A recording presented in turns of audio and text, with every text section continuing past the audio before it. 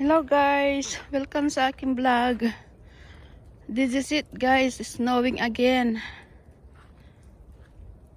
First day of ano ba ngayon? November 15 start snowing. Dito sa Russia guys. Nag-i-snow na ulit. November late snow. Dati October meron na.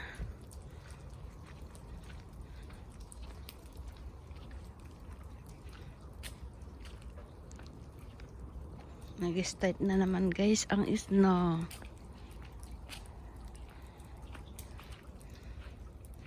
Dito sa aming tahanan. Ayun na. Nakakatuwa kapag ang snow no.